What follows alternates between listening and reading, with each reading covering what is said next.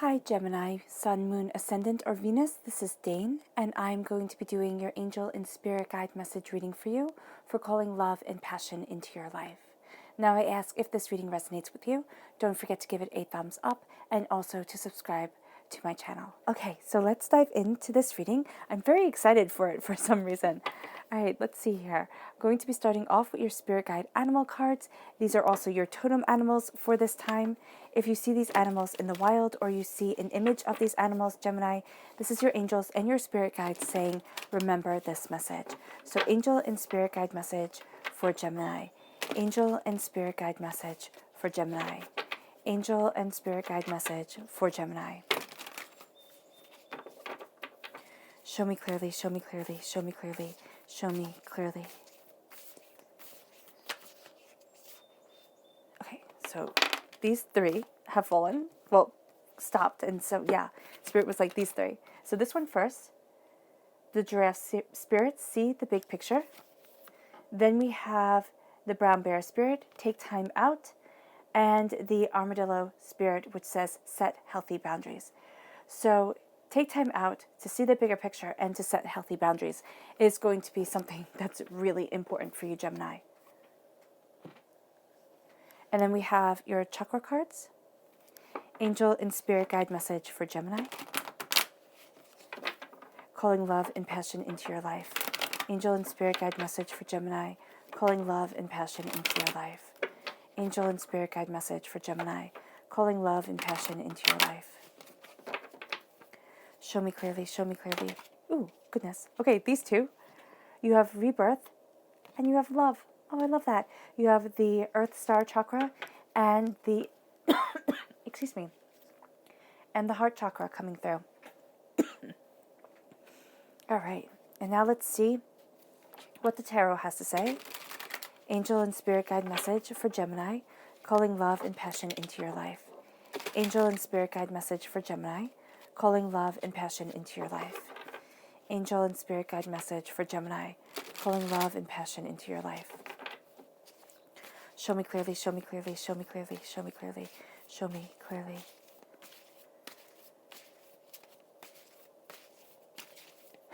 All right. So at the center of everything, we have the Eight of Wands. You're crowned by the Eight of Swords. Interesting. The Page of Pentacles, Earth sign energy, Taurus, Virgo, Capricorn. The Two of Wands. The Five of Pentacles. The Sun card. Oh, that's beautiful. That was why I was excited. And then the King of Cups. Oh, that makes sense. Okay. We have the Two of Cups. Minor Arcana Lovers card. We have the Eight of Pentacles. And we have Strength. Okay, you have 4 eights in this reading.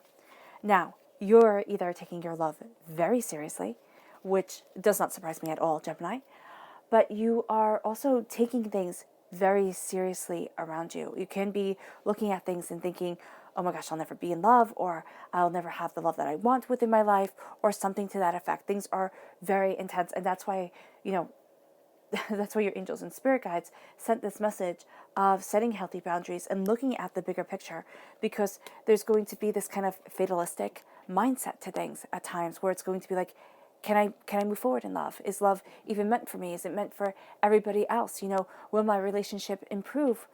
And it's just, oh goodness, there's this tumble of emotions and thoughts, and it's like it takes over. And so see the big picture. See the big picture. See yourself for your worth, Gemini. As you do so, take time out. Step back. You need to step back just a moment, just a bit, to look at the seeds that you want to plant, at the place that you want to be. And then set healthy boundaries within relationships. Within all your relationships, set healthy boundaries. All right? Because the reason why people see Geminis as two-faced, I myself am a Gemini, so I feel like I have a bit of insight into this, is because we want duality from our lives and from ourselves. And we're wanting that duality, all right? We don't set those healthy boundaries. We just don't. We sit there and we're like, oh, that's cool, that's cool, it's cool, until the other twin comes into our being. And it's like, that's not cool at all. It's the exact opposite of what I want. And so by setting healthy boundaries and knowing yourself enough to say, okay, but I like this up to an extent, or, I can take this up to this much. You start to really define yourself more clearly, which is something that a Gemini really does have to work on, because what we do and the thing that holds us back in life is that, Gemini, you can conquer the world. The only thing you have to do is not give away your power to everybody else. Try to people please until you just don't have anything left to please yourself. And that's where the boundaries come in. And also a thicker skin. Geminis are so much more sensitive than people give them credit for, or that people understand. You have a rebirth coming. Earth sign energy, not earth sign energy. Yeah, well, strong earth sign energy in this reading, definitely. But there's a sense of connecting with the earth, with itself, because this is the earth star chakra. All right, reborn, looking at the ugly side of things, the sacred dark, the sacred light, and moving ourselves forward there. Moving yourself forward to that transformation, to that beauty, to that power. Being transformed like that brings the heart chakra forward and brings love. It brings love that renders you speechless at times. It brings love for the world around you, because calling love and passion into your life isn't just romantic relationships. It's calling the love that you want into your life. It's calling the passion that you want into your life for life itself. And as you do so, you let your heart grow in love. You start to take in the little things, the beautiful things, the things that everybody else overlooks. And as you do so, you have the seriousness to you, but the seriousness that leads to affinity. And it's gorgeous, because you're calling to yourself exactly what has been denied to you before. Exactly what you thought could never be. It could never be. And so at the center of everything is the Eight of Wands. Love is changing. Your views on love, changing. You yourself, changing. Okay, what you want from love, from life, from self, from purpose, changing. And so it can be scary, yes, but it's also going to be terribly freeing. It's moving you forward with the star of Venus right there. It's moving you forward towards love and joy and prosperity and connection and success. And it leads you, I love this picture of the Eight of Pentacles. The Eight of Pentacles is hard work, right? Well, here, he's making a little animal shelter or a little dog house for this dog and this squirrel and this pile of wealth. So it's saying here, the way I'm seeing this, is that the security that you want within your life, it comes. But it comes not because you were sitting there and counting pennies. It comes not because you demanded it. It comes because you're working towards that prosperity, towards that wealth. And there's a caring, nurturing power to you as you move it forward. And this is what you've been working towards. This is what you've been working for. And as you embrace this, we have the Eight of Swords right here. And the Eight of Swords is that doubt. Is that doubt, can I have love? Can I be love? Is it okay? The answer is absolutely. But the mind is going to be what holds you back. It's going to be the questioning. It's going to be the seeking. It's going to be the wanting to analyze every single aspect of it. And so here with the Eight of Swords, it's like, all right, enough is enough. Get out of your own head. Get out of the trap and embrace love for what it is. Beautiful and powerful and sensual and successful. And it's not saying that you have to have piles of gold. It's saying that you need to be contented within yourself and powerful within your soul.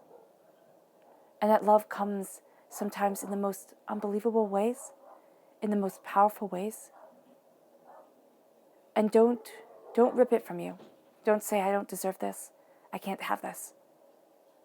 Because what you're doing at your roots, and what's very important, is that at your roots is the Five of Pentacles.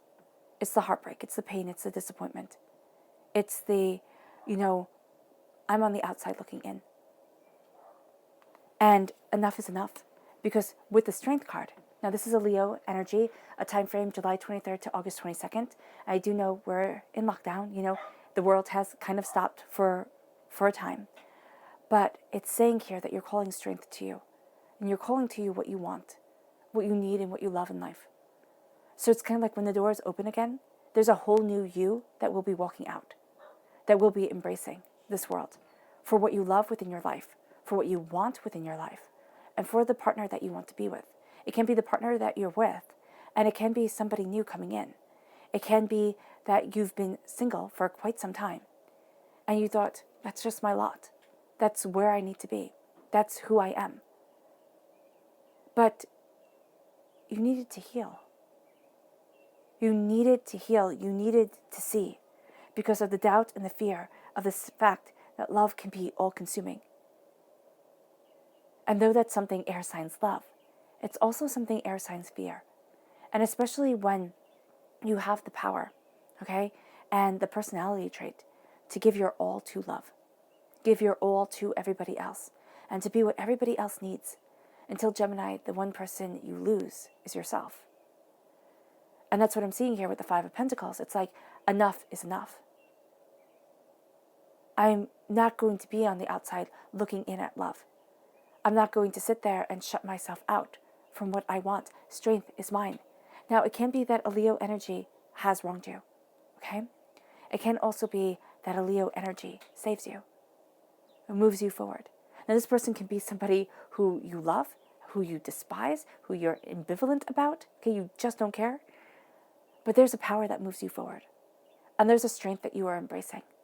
But there's also a strength of magnetism, of soul, and of self that pulls things towards you, that pulls what you need towards you. And you're done. You're done being on the outside looking in.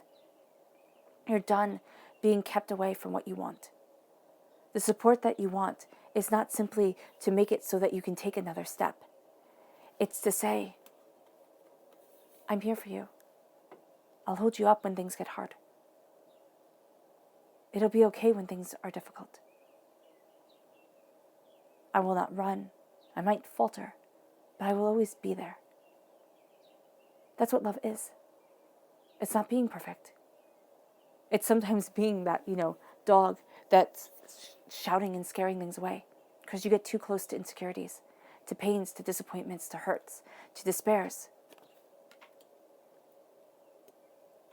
But the beauty comes. Children, a beauty that lasts for generations. It doesn't say that you need to have children within your life at all. If you want them, there's a happiness that's coming. Sounds like children's laughter. As you're moving forward, weaving, spinning, creating the life that you want, there's a radiance that shines from you. There's getting rid of the tangles. You see here how she's making sure that everything is clean and clear. And that's what we do with our lives. It's making sure that things are clean and clear, that there is no hair or muck in the wool or whatever she's spinning to get in her way. And that's what you've been doing. And so it might not feel like you're moving towards the sun, but you are. But here's the kicker. You have the Two of Wands. Now this Two of Wands looks beautiful, right? He's sitting on a rock. He's talking to a bird. There's adventure ahead. His hand is tied to the post. His foot is tied to the post. Something. And this is where the Eight of Swords comes in. Something within your mind is holding you back physically on this earthly plane. It's making you doubt the way that you can move forward. It's making you doubt, where you want to be. It has you trusting,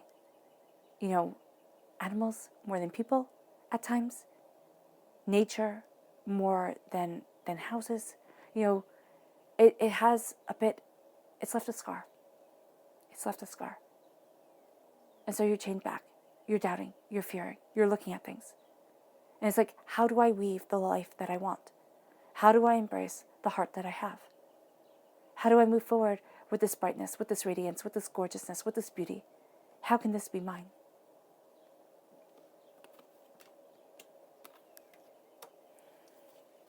First, it's calling on your strength.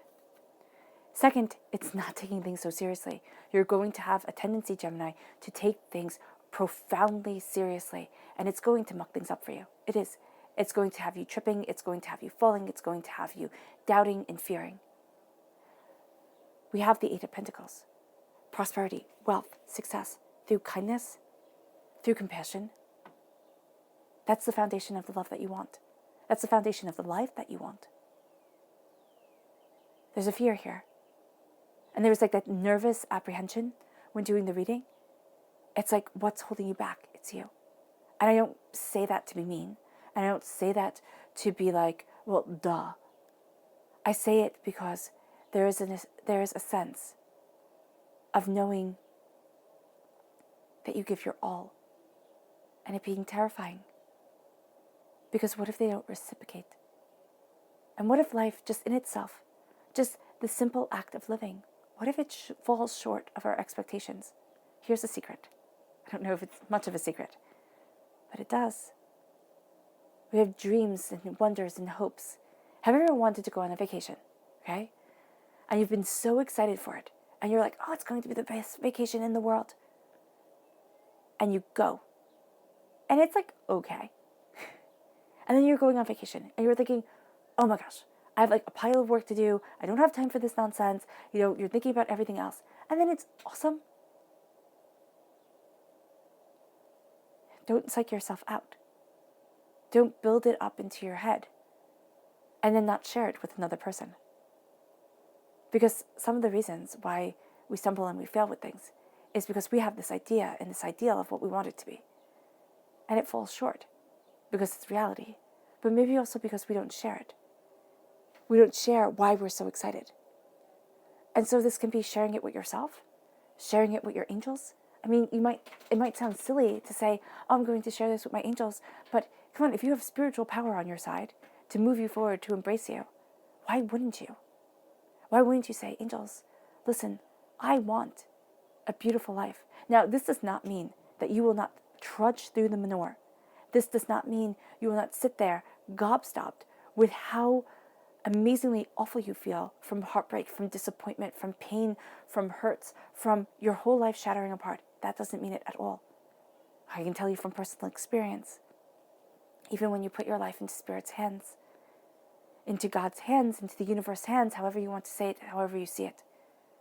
Sometimes you get taken on the most absurdly unbelievable adventure you have ever been on.